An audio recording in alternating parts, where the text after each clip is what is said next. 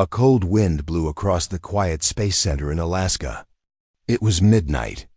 The sky was clear, stars shining above like tiny fireflies, but something strange was moving across the stars. Something big. Something fast. Doctor Sarah Blake rubbed her eyes as she stared at the radar screen. She had worked 12 hours straight. Nothing unusual showed up all day, but now the red blinking dot appeared from nowhere. It was heading straight toward Earth. "What is that?" she whispered. The object didn't match any known satellite or aircraft. It was silent. No radio signals, no heat. But it was falling and fast. Sarah grabbed the phone. "Control room, this is Blake. I think we have a crash coming. Not a plane, not a meteor. Something else."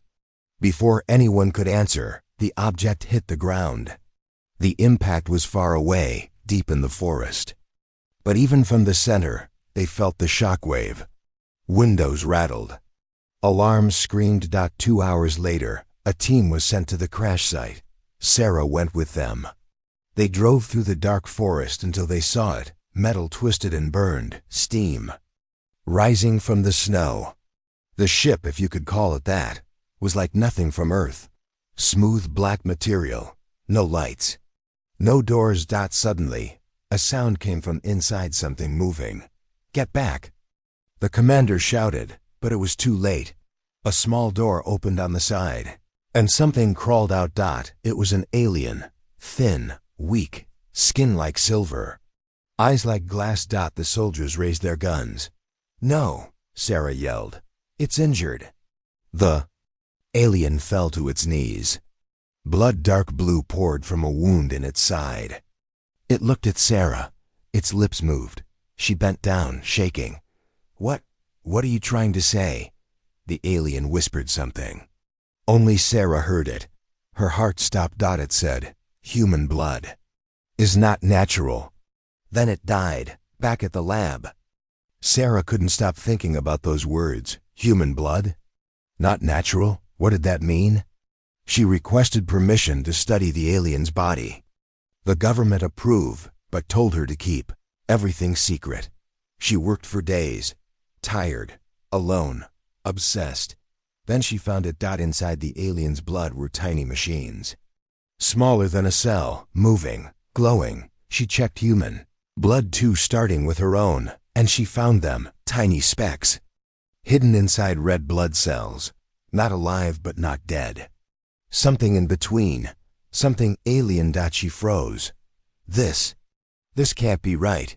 She ran the tests again and again. Every sample said the same thing. Every human on Earth had these things inside their blood. Sarah called her old friend, Dr. Thomas Rayner, a biologist. "You won't believe this," she said on a secure line. "I found something in our blood, something not human." "You're not making sense, Sarah. It's like nanotech, tiny machines. But we didn't make them. They've been inside us for generations."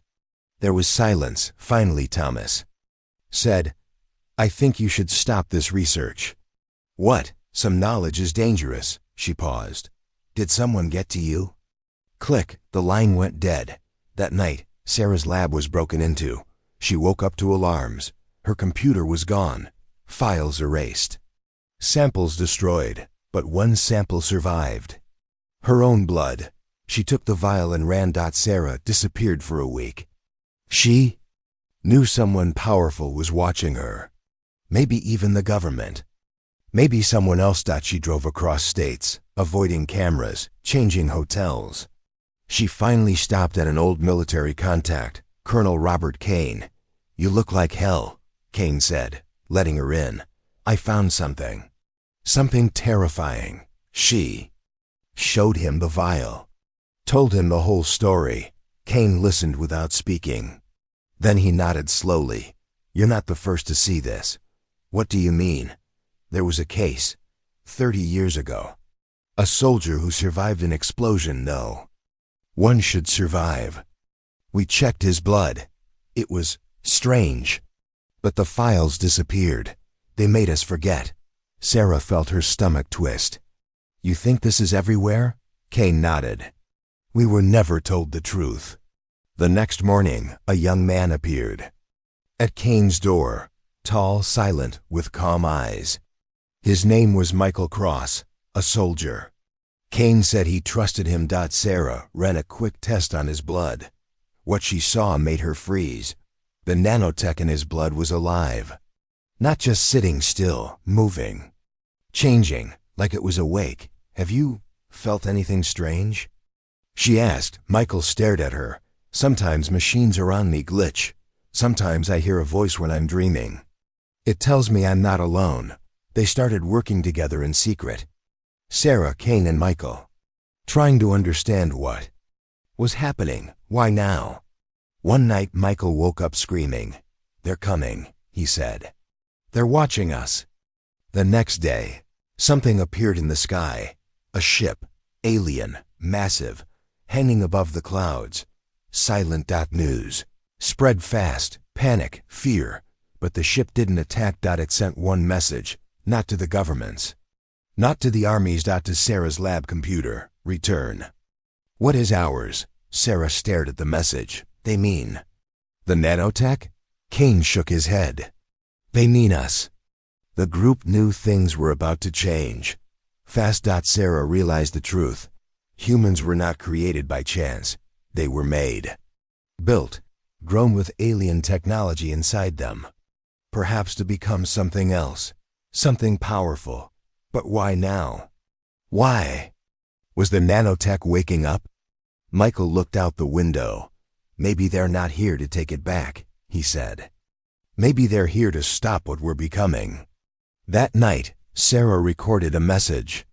She sent it to trusted scientists, journalists, anyone she could. Her voice shook as she said the words. There's something inside all of us. Something. Not from Earth. They told us we were natural. They lied. The truth is in our blood. Rain poured over the rooftops of Geneva, Switzerland. Thunder rolled across the sky like distant drums. Inside a high-security building near the mountains, Dr. Elias Krohn was working deep underground. His lab was hidden from the world. Only a few people knew it even existed. Elias wasn't alone. Teams of top scientists surrounded him, geneticists, chemists, computer engineers. But Elias led them all. And their mission was simple. Unlock the secret hiding in human blood. The samples had come from the United States, delivered in secret. After Dr. Sarah Blake's broadcast went viral. At first, most people didn't believe her. Alien nanotech in blood? It sounded crazy, but governments did believe her. They had known something was different about humans for a long time. Now they wanted answers, fast. Run the sequence again, Elias said, staring at the screen. One of the techs frowned. Sir, the nanotech isn't just reacting, it's growing. Elias leaned closer. The screen showed red blood cells glowing. Faintly, but inside them, the nanomachines were multiplying slowly but steadily. They were forming patterns, like a code. Like a message. Who are you talking to? Elias whispered under his breath. Far away, Sarah Blake sat in a dark motel room.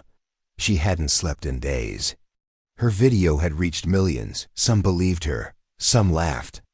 But it didn't matter anymore. She had gone too far. Now she was being hunted. Her phone buzzed. A hidden number. She answered. Hello? It's Thomas, said a quiet voice. Sarah froze. You disappeared. I had to, he said. They came for me. I escaped. I have something to show you. Where are you, Zurich? Come alone. And don't trust anyone. Sarah boarded a flight under a false name. She wore a hoodie and sunglasses. She felt eyes everywhere, even when no one was looking. At the Zurich train station, Thomas met her near an old fountain. He looked tired, pale, scared. They sat on a bench, speaking in whispers. I got inside the Geneva lab, he said. The one studying the blood. You did what? She asked. I hacked their systems. I saw the files. Sarah, this isn't just nanotech. It's not just alien. There's something else. He handed her a flash drive. They found a signal, he said. A transmission inside the blood code. A signal? From where? He looked at her, voice shaking. From inside Earth. Deep underground. Like something's been sleeping. Waiting. Back at the lab, Dr. Elias Crone paced in silence. The signal had grown stronger. It pulsed through their machines. Every time they examined the nanotech, it sent back something new. Then it happened. One of the test subjects, a volunteer soldier, collapsed. His body shook. Monitors beeped wildly. His eyes turned bright white, glowing with strange energy. Shut it down. Elias shouted. Too late. The man stood up. Calm. Too calm. He looked around like he was seeing the world for the first time. Where am I? The man asked. You're in the lab, Elias said, carefully. I remember fire, the man said. I remember falling from the sky. He looked at his own hands. This body is new. The lab fell silent. One of the techs whispered. He's not the same person. No, Elias said. He's not. Meanwhile, Sarah and Thomas arrived. At a hidden bunker in the Alps, Kane and Michael Cross were already there, waiting. Sarah shared what she had learned. There's a transmission inside the blood, she said. It's not alien. It's coming from Earth. Michael nodded slowly. Then it was never about them watching us. Thomas added, what if it's something older than aliens? Something ancient? Buried? Kane shook his head. That can't be. Why not? Sarah said, what if humans weren't just created by aliens, but used to carry something hidden, something waiting to wake up?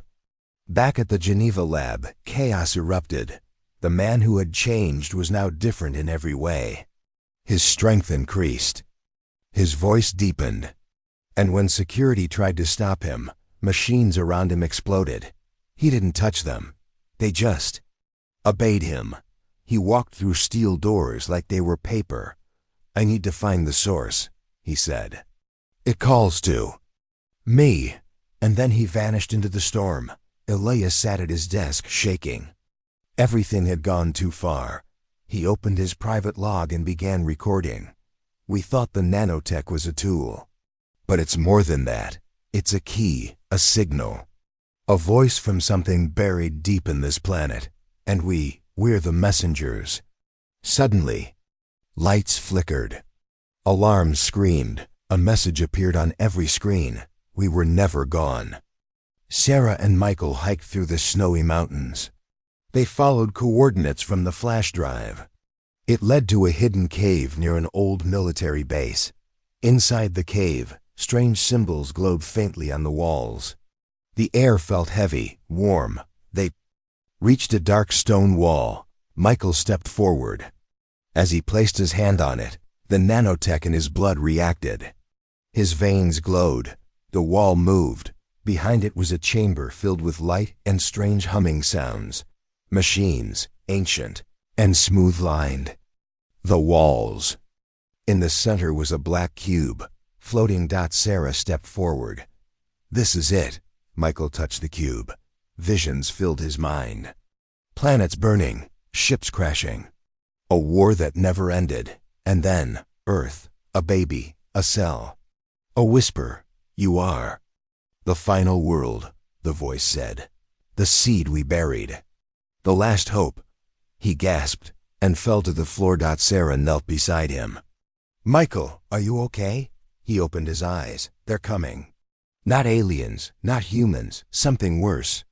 Something that built both. Back in Geneva, Elias left a final note before escaping. We unlocked the blood. But in doing so, we unlocked something else. We should have never looked. The world changed after that. More people started hearing voices. Some gained strange powers. Some died. A silent war had begun, not for control, but for truth. Who were humans really? Were they a creation? Or a weapon? The answer was hidden in the blood. And someone or something wanted it back. The night was cold and silent on the edge of the Swiss Alps. Snow covered the mountains, untouched and white. But deep underground, beneath layers of stone and ice, something was changing. Michael Cross sat quietly in the cave chamber where he had touched the black cube.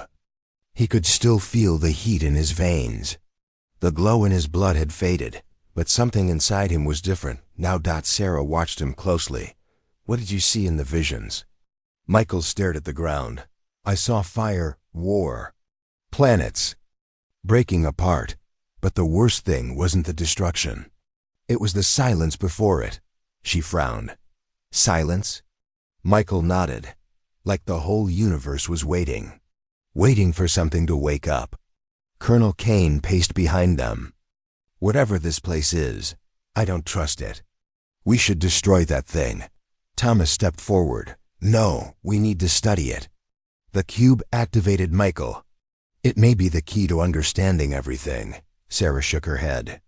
"Or it's a trap, a signal that has already been sent." The room went silent. Everyone felt it, the weight of something big, something ancient. And somewhere far above, in the sky, the alien ship still hovered, watching, waiting. In cities across the world, strange things began to happen. A child in Brazil started speaking a language no one had heard before, but it matched symbols found in alien ruins. A soldier in India survived a missile explosion without a scratch. A woman in Egypt controlled fire with her hands in front of a crowd.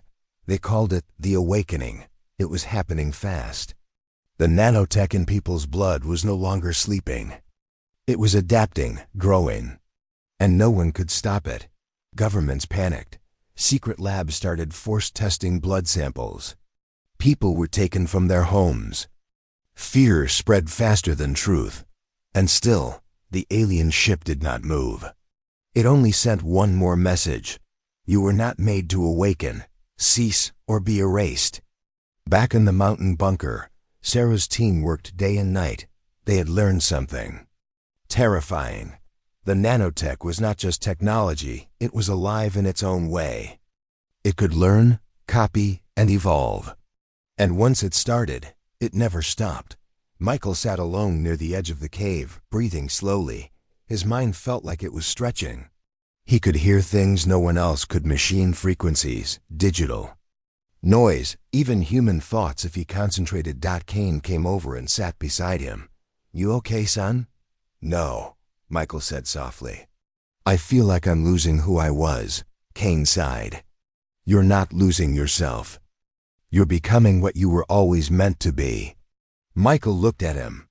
"Then why does it feel like I'm not the only one inside my head?" Suddenly, alarms rang from the surface. A military drone had spotted movement figures approaching the mountain. But they weren't aliens. They were humans. But their eyes glowed. Their skin pulsed with light under the surface. Their steps were too fast. Too quiet. Sarah stared at the footage. "They've already awakened." Thomas zoomed in. "They're like Michael, but different. Their blood changed faster." Michael watched the screen. "They're not here to talk." Kane picked up his rifle. "Then we prepare to fight." That night, snow fell hard as the awakened humans, over a dozen, reached the mountain entrance. They didn't speak. Their bodies moved with unnatural speed. Bullets didn't stop them. Some walked straight through fire. Michael stepped outside to face them, unarmed. One of them stepped forward. A woman, her eyes glowed white. "You are one of us," she said. "Why do you protect them?" Michael answered, "Because they're still people, and I haven't forgotten who I am." "They will only slow you down," she said. "Join us. Embrace the purpose written in your blood." "I don't serve a purpose written by something I don't understand," he said firmly. The woman tilted her head. "Then you are in our way." She raised her hand. Michael's blood surged. Light burst from his skin. In a flash he disappeared, and reappeared behind her. She turned fast, but Michael was faster. He placed his hand on her chest. Not to harm, but to connect. His mind reached into hers, and what he saw broke him. Visions, memories, not hers. Not his. Millions of bodies, all connected by light. A network of minds controlled by something massive, buried beneath Earth's crust, sleeping, waiting. The nanotech wasn't just waking people up, it was calling them home. Michael pulled back, gasping. The woman fell to her knees. Others stopped, stared. Something had changed. Michael turned to his friends. We're not fighting people anymore. We're fighting a signal, a mind, Kane said. You mean like a hive? Sarah added. A central controller, somewhere underground. Maybe miles deep, Thomas whispered. And if it wakes up fully, Michael finished, then no one will be free, not even us. They let the awakened go. Michael made them forget the location of the base with a mental push. He was still learning how, but it worked. Back inside, the team knew what had to be done. We have to find the source, Sarah said, before the signal spreads beyond control. Kane nodded and shut it down. For good. Thomas looked worried. But what if it's not just a machine? What if it's alive? Old? Powerful? Michael looked out at the snow. Then we don't just fight it. We outsmart it. Sarah stepped beside him. How do you fight something inside everyone? Michael didn't answer right away. Then he whispered, you remind people who they really are. The next morning, they packed up and left the cave. They followed old maps, underground tunnels, and signals from the cube. They were heading somewhere deep below Europe, where something was buried thousands of years ago. Something that built the nanotech. Something that made humans, and now wanted to control them again. As they moved into the darkness, Sarah placed her hand on Michael's shoulder. Are you scared? He smiled sadly. Every second. She nodded. Good. That means you're still human. The cave walls echoed with their footsteps. Sarah, Michael, Kane, and Thomas moved deeper into the ancient tunnels beneath Europe. The air was thick with dust and secrets.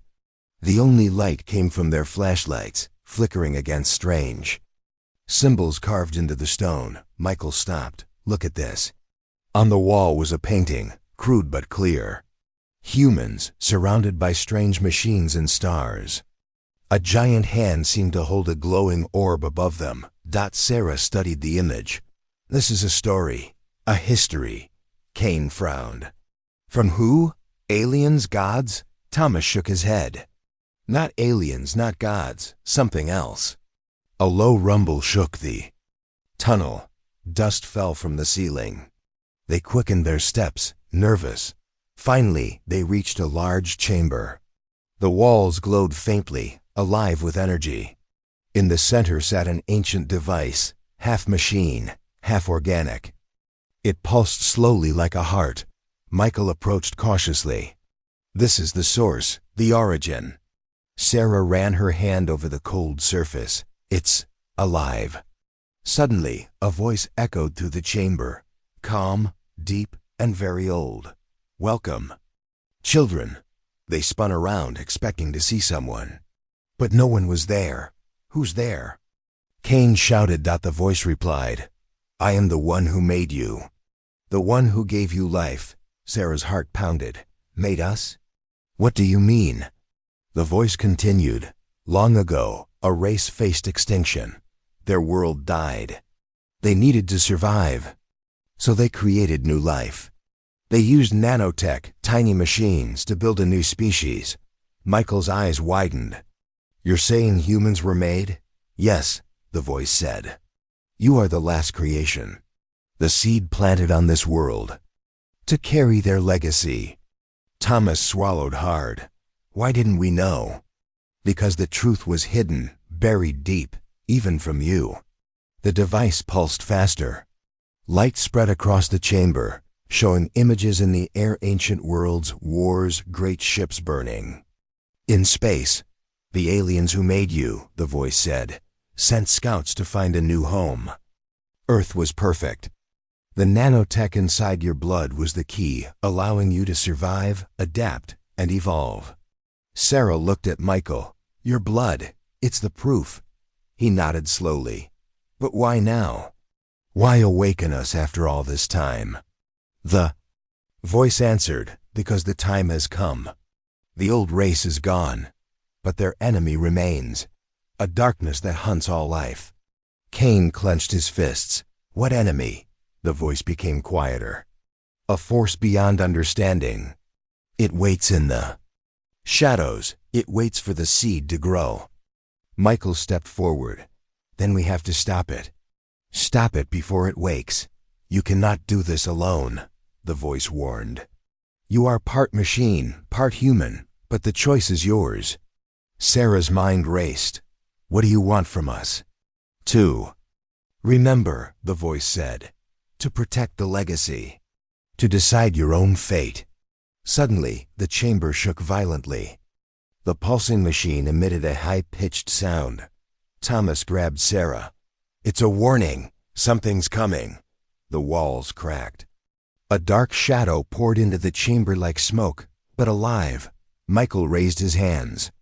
Light burst from his body. The nanotech inside him responded, glowing bright. We fight, he said. Sarah held out her hand to Michael. Together. Cain fired his weapon at the shadow, but the bullets passed through it like mist. The shadow attacked. It lunged at Sarah. She dodged and slammed a heavy metal rod into it.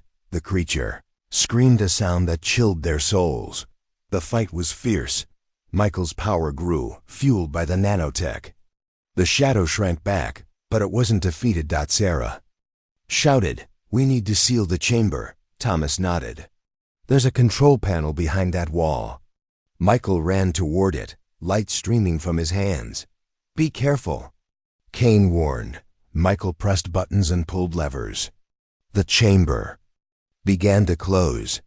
Heavy stone walls slid into place. The shadow screamed again. Trapped. As the last stone sealed the chamber, silence fell.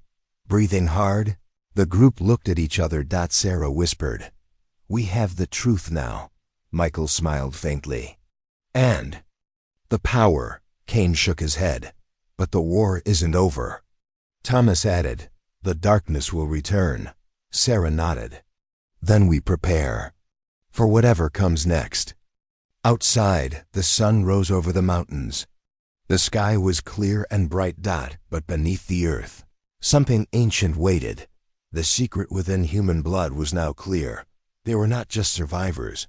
They were creations of an old, powerful race. And their story had only just begun. The cold dawn broke over the city, but inside the secret lab, the air was heavy with tension. Dr. Sarah Blake, Colonel Cain, Michael Cross, and Thomas gathered around the small table. The truth of creation weighed on their minds, but no time was left to rest. We have to act fast, Sarah said, her voice steady but urgent. The darkness is moving. It won't wait. Michael nodded. The nanotech inside us is changing. More people are waking up, but many don't control it. They're scared. Some fight back. Some lose themselves. Cain leaned forward. We need a plan. A way to protect those who can't protect themselves. Thomas looked grim. Governments are already splitting. Some want to use the nanotech as a weapon. Others want to destroy all blood samples, all evidence. Sarah sighed. We're stuck between two fires. But we can't let the darkness win. News reports flickered across the screen, stories of strange powers, strange behaviors, and sudden disappearances. People were afraid. Sarah's phone buzzed. A secure message. It's from an old contact, Cain said. A group called the Guardians. They protect secrets like ours. Sarah read aloud. We know about the nanotech. We can help, but trust no one. Michael frowned. Trust no one. That means enemies are everywhere. That night, they met with the Guardians in an abandoned church on the city's edge. The group was small, quiet, serious. An old woman spoke. First, we've watched humanity for centuries. The nanotech is a seed planted long ago, but its power can corrupt. It can control or free. Sarah asked, How do we stop the darkness? The woman smiled sadly. You can't stop it. You can only slow it down. The war will be silent, in shadows and minds. Kane spoke. Then how do we protect people? By choosing sides wisely, the woman said. By teaching the awakened to remember who they are. Michael clenched his fists. That's why I fight, to remind them. Days passed. The group grew. New awakened humans joined, some afraid, some angry, some confused. Sarah and Michael trained them in secret. How? To control the nanotech. How to fight the shadow's influence. One evening, a new threat arrived. A squad of awakened soldiers, but not like theirs. Their eyes glowed red. Their bodies moved like machines. They attacked the lab. Gunfire echoed through the halls. Michael shouted, "Defend the civilians." The red-eyed soldiers advanced, ruthless and fast. Kane fired his rifle, but the enemies shrugged off bullets like they were toys. Michael stepped forward, his body glowing bright. "You will not harm them," he said, voice strong. The battle was fierce. Michael's power clashed with the enemies. Sparks flew. Walls cracked. Suddenly, the leader of the red-eyed soldiers broke through. He pointed a weapon at Sarah. "Stand down, or she dies," he said coldly. Michael's eyes burned with light. "You want her? Come and take her." Before the enemy could react, Michael lunged, knocking the weapon away. After the fight, Sarah looked at the leader. "Who are you?" The man smiled darkly. "I'm the future, the next step. The one who will end this war." Sarah's heart raced. "What do you want?" "To control the nanotech. To control humanity. To end the weakness." Michael stepped in. "You'll never win," the man laughed. "We'll see." Days later, the team learned the enemy wasn't working alone. A shadowy organization was funding the red-eyed soldiers. Their goal, complete control. Sarah's phone buzzed again. Another message from the Guardians. Prepare for a war that cannot be seen. The silent war has begun. Michael stood on the rooftop, looking at the city lights below. Kane joined him. "You ready for this?" Michael looked up at the stars. "I have to be." Sarah appeared beside them. For the first time, the real fight begins. They looked at each other, knowing the battle ahead was not just for survival, but for the soul of humanity. Lightning flashed across the sky as the alien ship finally descended. For weeks it had hovered silently above Earth. Now it lowered slowly over the ocean, casting a shadow hundreds of miles wide. Michael Cross watched it from the cliffside. His arms crossed tightly. His eyes glowed faintly as the nanotech inside him responded to the ship's energy. "They're here," he said quietly. Sarah stood beside him, eyes locked on the massive craft. "Do you think they're here to help or destroy us?" Michael didn't answer. Kane, behind them, held a pair of binoculars. "They waited too long to show themselves." "That's a warning, not a welcome." Thomas walked up, holding a tablet. "We've decoded part of their signal. It's a message. But not what we expected." Sarah turned. "What does it say?" Thomas's voice shook. "They didn't just make us. They tried to erase us." Hours later, the group met inside their mountain hideout. A small group of awakened humans, now called the Bloodborne, sat in silence as Sarah played the alien message aloud. "The experiment has failed. The human strain must be shut down. They were never meant to awaken." Gasps filled the room.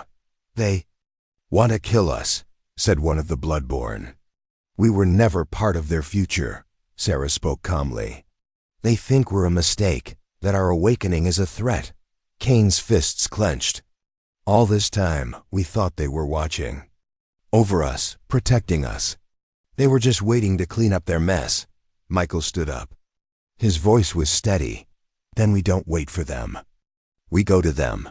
We make them see we're not just tools. We're alive. We choose our own path." Using signals from the cube in the ancient chamber, Thomas found a way to communicate directly with the ship.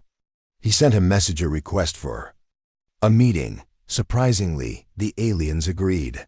A transport ship landed near a remote desert valley. Sarah, Michael, Kane, and Thomas boarded it. The inside was silent, clean, cold. Strange lights blinked above them. Smooth walls curved with no corners. No sound, no smell. It was like standing inside a thought. Then they saw one. The alien was tall and thin, with silver blue skin and glowing white eyes. It didn't speak with its mouth. Its voice filled their minds. You came to speak. Speak now. Sarah stepped forward. Why do you want to destroy us? The alien replied, you were built to store knowledge, to adapt and survive. But the system is broken. You have gained identity, emotion. You are unstable. Michael's eyes narrowed. We're not unstable. We're human. That's what makes us different. Difference creates conflict, the alien said. You were not designed for freedom. Kane stepped forward.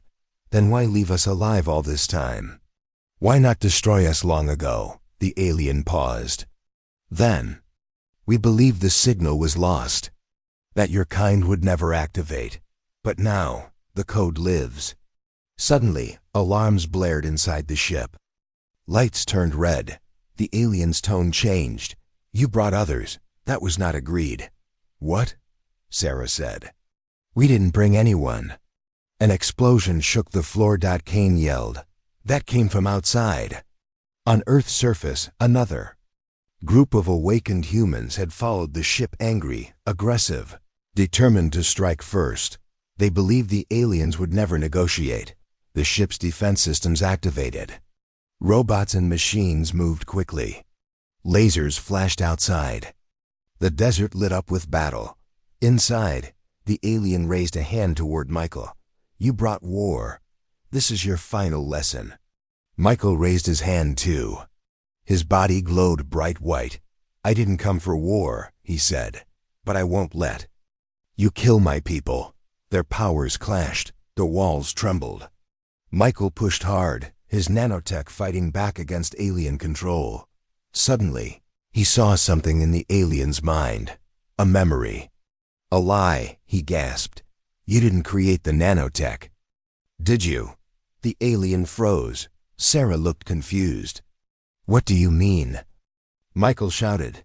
They didn't make us. They just found the nanotech. They used it, tried to shape it, but it was never theirs to begin with. Thomas's eyes widened. You mean, they stole it? Michael nodded. They didn't birth us. They hijacked us. The alien stepped back. The truth was out. Kane raised his weapon. So they betrayed us. From the beginning. Sarah stepped forward. Her voice was firm. We're not yours. We never were. The alien faded slowly into the shadows of the ship, leaving only one message behind. Then you are truly dangerous. And you are now alone. The group escaped before the ship took off. It didn't fire. It just disappeared into the sky. But the damage was done. A line had been drawn. The aliens would no longer hide. And humanity no longer believed in them. Back at the mountain base, Sarah stood in front of the Bloodborne. Everything we thought we knew was a lie. They didn't create us. They tried to use us, and now they fear us. Michael added, we're on our own, but maybe that's how it should be. Kane smiled slightly. Then let's show them what free people can do. The others cheered. The betrayal had opened their eyes. They were no longer experiments. They were warriors. The mountain air was cold, but inside the hidden base, the tension was burning hot. Everyone knew war was coming. The alien ship had vanished into deep space, but it left behind a message that echoed in every Bloodborne's heart. You are truly dangerous. You are now alone. Michael Cross stood in front of a crowd of awakened humans. His voice was steady but sharp. They fear us. That means we're not weak, but we can't just wait. We have to prepare. Sarah nodded beside him. The alien systems are still working. Some of their tech is buried deep under Earth. Old labs, abandoned outposts. We find them. We take control, Kane smirked. About time we took something back. A young girl in the crowd raised her hand. Are we soldiers now? Michael looked at her, then at the crowd.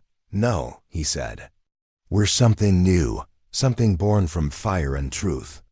We're not their tools. We're the Bloodborn. Days passed. The Bloodborn trained in secret. Their powers were different, each one shaped by the nanotech. Inside them, one could move objects with her mind. Another could melt metal with just a touch. Some healed fast. Some moved like lightning. And Michael was becoming more than human. Thomas watched him from a distance one night and whispered, "He's not just leading us. He's changing." Sarah replied, "The core nanotech in him. It's evolving faster. He's linked to something even deeper." The group's next goal was clear: reach Site Omega, an old alien structure hidden beneath the Siberian ice. It was believed to be the last alien control hub on Earth. If they could reach it, they could unlock secrets that even the aliens feared. But they weren't the only ones looking for it. New enemy appeared: humans who believed the alien masters should return. They called themselves the Loyalists. Armed with alien weapons, they launched surprise attacks across the globe. In one city, a Bloodborne team was wiped out. In another, a child with nanotech was captured. The war had begun. The mission to Site Omega was dangerous. Freezing winds, heavy snow, no signal. As the team approached the site, strange things began to happen. "I feel like something is watching us," Kane said, checking his weapon. Michael agreed. Something's not right. The ice under their feet cracked suddenly, and glowing red machines burst out. Old alien drones, still active, still deadly. "Get down!" Sarah shouted. The battle was fast and brutal. Energy blasts lit the night sky. One Bloodborne was hit. Another was buried under snow. Michael's body glowed as he fought. His hands formed solid light, breaking through the drone armor. But then, everything stopped. A loud hum filled the air. The drones froze, and then shut down. A voice echoed from deep below the ice. "You are not authorized to enter." Thomas stepped forward. "We're not enemies. We are the result of your creation." The voice paused. "You are the error." They had no choice but to break in. Sarah found a back route, a long tunnel through frozen steel. It led to a deep chamber filled with alien writing, lights, and something even stranger. A core reactor still alive, still pulsing. Michael stepped into the center. The moment he did, the core glowed brighter. A voice spoke again, but this time it was softer. Identity confirmed. Command key recognized. Everyone froze. Thomas whispered, "He's not just linked to the tech, he is the command." Michael heard more. The voice was no longer from the machine. It was inside him. "You are the carrier of origin code. You are the path forward." Memories, not his, flooded his mind. Images of stars, ancient wars, and a civilization that once ruled. Galaxies, a species long gone. But their last hope was the Nanotech. It was not made for control. It was made for survival, and it had chosen humanity. Suddenly, alarms blared. The Loyalists had followed them. Explosions rocked the chamber. Soldiers in alien armor burst in, firing at the Bloodborne. Chaos exploded. Sarah was hit in the leg. Kane threw himself into battle, shielding others. Thomas shouted, "Michael, do something." Michael opened his eyes. They were glowing white. He stepped forward and raised his hand. The walls of the chamber responded. Machines obeyed him. The core pulsed with his heartbeat. "Enough," he said. A wave of force blasted out from him, throwing every enemy backward. The room fell silent. The reactor settled. The voice inside his mind spoke one final time. "You are now the master of the code. You are the bridge between old and new. You are the firstborn." Later, back at the base, Sarah limped into the main hall. The wounded were being treated. The air was filled with whispers. What happened down there? Someone asked. Kane answered. Michael changed everything. Sarah nodded. He didn't just lead us. He connected to the source. He became the key.